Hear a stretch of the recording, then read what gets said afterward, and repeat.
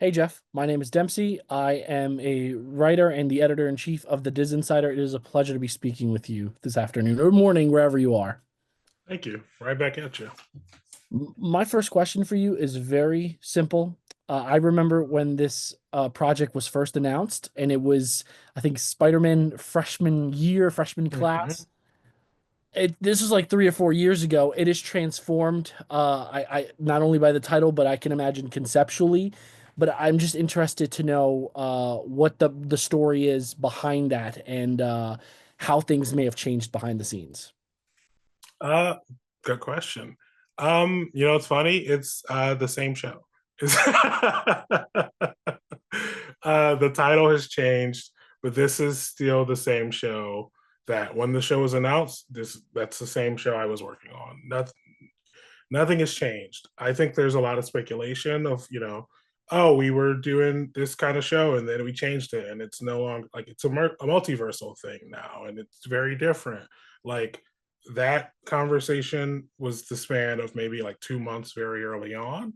And since then, this has been the show. This has always been the show. It's not oh, I've seen stuff that's like, oh, they pulled this bit from when it was still a Tom show and like they kept it in the no, it's always been this.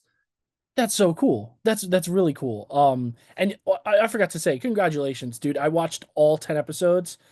Dude, I had to pick my jaw up from the floor because it was so incredible. I was actually raving about it to one of my colleagues this morning. I was like, "Hey, when it comes out next week, you need to watch it." And I saw that the release schedule was just released. I'm telling all my friends they need to stay up to date with it, and that it's not going to disappoint.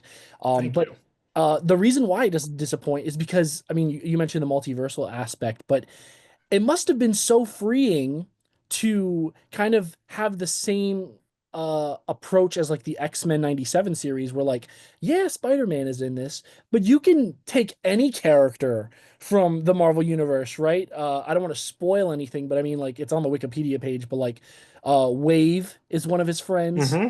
Nico, right? Like, and then there's all these other characters that just pop up like nothing's happening, but this is how it is in the comics. So what was it like to have that creative freedom?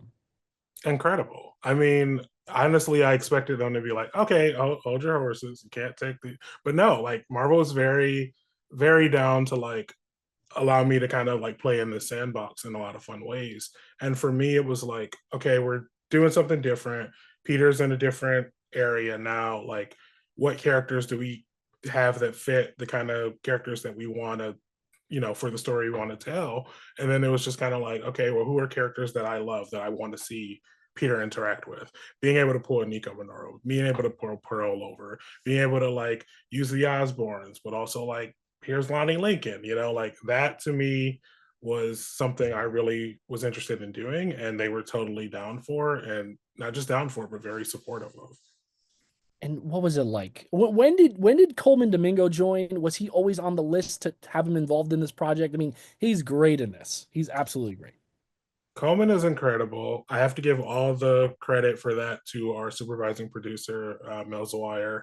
He suggest like we were trying to figure out who can voice Norman. Like Norman has so much gravitas. There's so much weight behind this character. And he suggested Coleman. And we were like, oh my, you're a genius. So we went out to Coleman and luckily he was like, yeah, I would love to play Norman Osborn because I can't picture anyone else doing it. He does it so well. And he's brought so much just power to that role in such a fun way. Power, respect.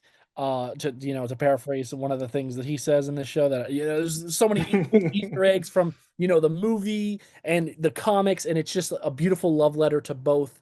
Um, I have to ask. I mean, it's almost guaranteed, and there's a bunch of nod and winks in like the last 5 minutes that there is going to be a second season. Have you started to have those conversations? And will fans have to wait as long as they did from when this show was first to see the second season?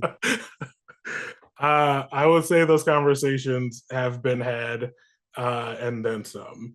And I would love to do this show for as long as Marvel will allow me to do this show. I love the world. I love these characters. I would relish the opportunity to do more.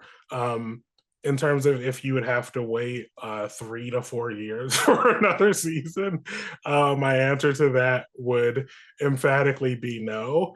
I'm not in charge of programming and scheduling, but I will say that like if it's up to us, that you will not have to wait until 2029 to see more Your Friendly Neighborhood Spider-Man. Yeah, because I mean, everybody's gonna be so old by then. I don't know, dude. Jeff, that was my last question. Thank you so much for your time. Thank you so much for making such a lovely show. And I cannot wait to see what you and Spider-Man do next. Take care. Thank you so much, Dempsey.